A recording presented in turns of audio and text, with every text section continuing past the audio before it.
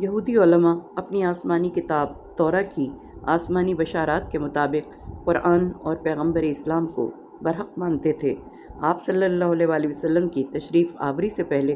آپ کی بشارت دیتے تھے اور اہل عرب پر آپ کی برکت سے فتح و نصرت طلب کرتے تھے۔ یہ اور بات ہے کہ آپ کے آنے کے بعد بعض علماء یہود جیسے عبداللہ بن سلام اور اس کے اصحاب ایمان بھی لائے، اور دوسرے علماء بعض مصلحتوں اور حسد کا شکار ہو کر اس سعادت سے محروم رہے۔ بہرحال بنی اسرائیل کے علماء کا اس حقیقت کو جاننا کہ تعلیم قرآن وہی ہے جو سابقہ آسمانی کتابوں کی ہے۔ حضور اکرم صلی اللہ علیہ وآلہ وسلم کی نوید صحف آسمانی میں مذکور ہے، اور یہ ان کی صداقت کی ناقابل انکار دلیل ہے۔ کفار اور مشرکین کا ایک اعتراض قرآن پر یہ بھی تھا کہ یہ خدا کا نہیں، حضور اکرم صلی اللہ علیہ وآلہ وسلم کا اپنا کلام ہے، جو کہ ایک فصیح و بلیغ شخصیت ہے۔ ارشاد ہوتا ہے کہ اگر ہم نے قرآن عربی میں نازل کیا ہے تو تم یہ اعتراض کرتے ہو کہ حضور اکرم صلی اللہ علیہ وآلہ وسلم کا اپنا کلام ہے، اور اگر غیر عربی میں نازل کرتے تو تم تعصب کی وجہ سے کہتے کہ ہم عرب ہیں اور ہماری کتاب عجمی زبان میں نازل ہوئی ہے، اس لیے اس پر ایمان نہیں لائیں گے۔ جن کی نیت خراب ہو ان کے پاس بہت بہانے ہوتے ہیں۔ اس آیت سے عربوں کے تعصب کا پہلو بھی نمایاں ہوتا ہے کہ اگر کسی غیر عرب کو نبی بنا کر بھیجا جاتا تو اس پر کبھی ایمان نہ لاتے، مگر غیر عرب قوموں میں یہ تعصب نہیں ہے۔ اس لیے حضور اکرم صلی اللہ علیہ وآلہ وسلم کے عربی نسل ہونے کے باوجود بھی وہ آپ صلی اللہ علیہ وآلہ وسلم کو خدا کا رسول تسلیم کر کے آپ کا کلمہ پڑھ رہے ہیں۔ امام جعفر صادق علیہ السلام نے اس آیت کہ یہ رب العالمین کی طرف سے نازل کردہ ہے، جس کو روح الامین لے کر نازل ہوئے ہیں، کی تفسیر میں ارشاد فرمایا کہ اس سے مراد ولایت علی ہے، جو حضرت جبرائیل علیہ السلام لے کر غدیر کے دن امیر المومنین کے لیے نازل ہوئے تھے، جو کہ حضور اکرم صلی اللہ علیہ وآلہ وسلم کے قلب پر اترے، اور آپ نے غدیر کے دن اس کا اعلان کیا۔ اور پھر ارشاد ہو رہا ہے اگر ہم قرآن کو کسی اجمی شخص پر نازل کرتے اور وہ ان کے لیے پڑھتا تو بھی یہ ایمان نہ لاتے۔ امام علیہ السلام نے فرمایا کہ اللہ تعالیٰ نے جو بھی وحی نازل کی یا جو بھی کتاب اتاری وہ عربی زبان ہی میں اتاری،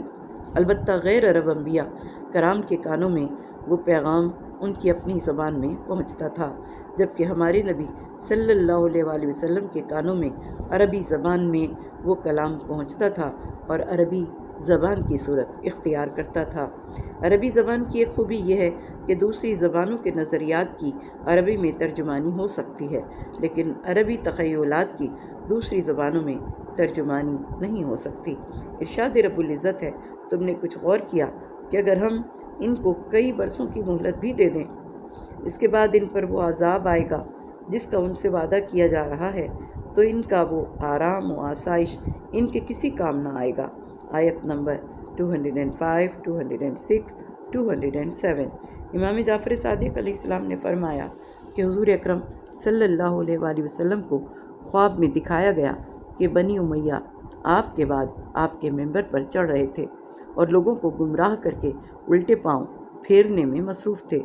اس خواب کی وجہ سے حضور اکرم صلی اللہ علیہ وآلہ وسلم بے حد مغموم ہوئے۔ جبریل امین آپ کے پاس آئے، انہوں نے آپ کو مغموم پایا تو پوچھا کہ یا رسول اللہ، آپ اس قدر مغموم اور پریشان کیوں ہیں؟ آپ علیہ السلام نے فرمایا کہ جبرائیل، میں نے آج رات خواب میں دیکھا کہ میرے بعد بنی امیہ میرے منبر پر چڑھ رہے ہیں اور وہ لوگوں کو گمراہ کر کے الٹے پاؤں پھیرنے میں مصروف ہیں۔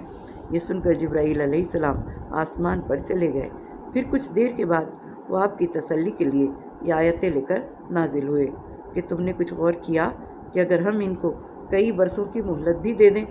اس کے بعد ان پر وہ عذاب آئے جس کا ان سے وعدہ کیا جا رہا ہے، تو ان کا وہ آرام و آسائش ان کے کسی کام نہ آئے گا۔ آیت نمبر 205، 206، 207۔ اللہ نے اپنے حبیب صلی اللہ علیہ وآلہ وسلم کو تسلی دینے کے لیے سورہ قدر کی یہ آیت نازل فرمائی، وما ادراک ما لیلۃ القدر، لیلۃ القدر خیر من الف شہر۔ شب قدر 1000 مہینوں سے بہتر ہے۔ مقصد یہ کہ قدر کی ایک رات بنی امیہ کی 1000 مہینے کی سلطنت اور مہلت اور اقتدار سے کہیں بہتر ہے۔ جس زمانے میں علماء بنی اسرائیل کے بارے میں یہ آیات نازل ہوئیں کہ کیا اہل مکہ کے لیے یہ کوئی نشانی نہیں ہے کہ اسے علماء بنی اسرائیل جانتے ہیں، لیکن ان کی ہٹ دھرمی کا حال تو یہ ہے کہ اگر ہم اسے کسی اجمی پر نازل کر دیتے اور یہ فصیح عربی کلام وہ ان کو پڑھ کر سناتا تب بھی یہ مان کر نہ دیتے۔ آیت نمبر 198 اور 199۔ اس زمانے میں حبش سے حضرت جعفر طیار علیہ السلام کی دعوت سن کر 20 آدمیوں کا ایک وفد مکہ آیا اور اس نے مسجد حرام میں کفار قریش کے سامنے حضور اکرم صلی اللہ علیہ وسلم سے مل کر دریافت کیا کہ آپ کیا تعلیم لائے ہیں۔ حضور اکرم صلی اللہ علیہ وسلم نے جواب میں ان کو قرآن کی کچھ آیات سنائیں۔ اس پر ان کی آنکھوں سے آنسو بہنے لگے اور وہ اسی وقت آپ کے رسول برحق ہونے کی تصدیق کر کے آپ پر ایمان لے آئے۔ پھر جب وہ حضور اکرم صلی اللہ علیہ وسلم کے پاس سے اٹھے تو ابو جہل قریش کے چند لوگوں کے ساتھ ان سے ملا اور انہیں سخت ملامت کی۔ اس نے کہا کہ تم سے زیادہ احمق قافلہ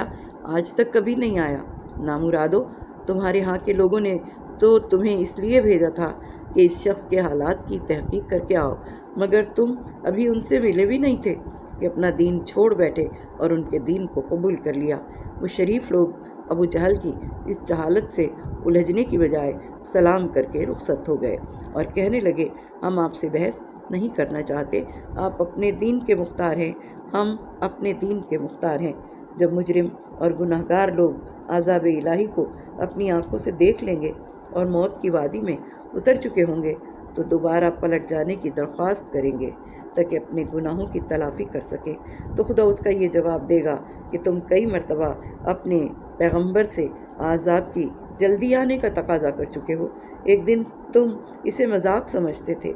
آج جب حقیقت کو دیکھا ہے تو مہلت طلب کر رہے ہو۔ پروردگار عالم کا طریقہ یہ ہے کہ وہ جب تک مہلت نہ دے اور اتمام حجت نہ کر لے کسی قوم کو عذاب میں مبتلا نہیں کرتا۔ دوسرا جواب یہ ہے کہ اگر ہم انہیں مزید کئی سال اس دنیاوی زندگی سے بہرہ مند کریں پھر بھی وہ نہیں بدلیں گے، یہ سامان حیات انہیں کوئی فائدہ نہیں پہنچائے گا، وہ اپنے غرور و غفلت میں مگن رہیں گے، یعنی دنیا میں دوبارہ جانے کی درخواست بھی اس لیے کریں گے کہ ناپائیدار نعمتوں سے زیادہ بہرہ مند ہوں، اس لیے انہیں دوبارہ مہلت نہیں دی جائے گی۔ سورہ بنی اسرائیل کی آیت نمبر 15 میں ارشاد ہوا، ہم لوگوں کو اس وقت تک ہرگز عذاب نہیں دیتے جب تک ان میں کسی رسول کو نہ بھیج دیں جو انہیں حقائق بتائے۔ اسی لیے ارشاد ہوا کہ ہم نے کسی بھی بستی کو ہلاک نہیں کیا مگر یہ کہ اسے خبردار کرنے والے موجود تھے تاکہ وہ لوگ نصیحت حاصل کریں، اور ہم ہرگز ظالم نہیں ہیں۔ آیت نمبر 208 209۔ پھر ایک اور بہانے اور دشمنان قرآن کی ایک اور ناجائز تہمت کا جواب قرآن پاک کی اسی صورت میں دیا گیا، کیونکہ وہ کہتے تھے کہ محمد صلی اللہ علیہ وسلم کا رابطہ کسی جن کے ساتھ ہے، وہ انہیں آیات تعلیم کرتا ہے، جبکہ قرآن بار بار کہتا ہے کہ تنزیل من رب العالمین۔ یہاں پر ارشاد فرمایا گیا کہ شیاطین اور جنات نے ان آیات کو نازل نہیں کیا ہے، یعنی جن اور شیاطین ہرگز اس لائق نہیں کہ وہ اس جیسی کتاب نازل کر سکیں۔ اس عظیم کتاب میں ایسے مضامین ہیں جن میں حق کے مبین کا راستہ، پاکی، عدالت، تقوی اور ہر قسم کے شرک کی نفی موجود ہے، یعنی یہ کتاب شیطانی افکار اور الہامات سے قطعاً کوئی مناسبت نہیں رکھتی، جبکہ شیاطین کا کام شر و فساد کے علاوہ کچھ نہیں۔ یہ کتاب تو مجسم خیر، فلاح اور بہتری ہے۔ اگر ایسا کام کرنا ان شیاطین اور جنات کے بس میں ہوتا تو کاہنوں جیسے افراد جو نزول قرآن کے زمانے میں شیاطین سے قریبی رابطہ رکھتے تھے وہ اس جیسی کتاب تیار کر کے اس کا جواب لے آتے، لیکن وہ سب کے سب عاجز آ گئے اور اپنے عجز سے ثابت کر دیا کہ یہ آیات ان کی طاقت سے باہر ہیں، ان کا جواب لانا ان کی استطاعت سے باہر ہے۔ اس کے علاوہ خود کاہنوں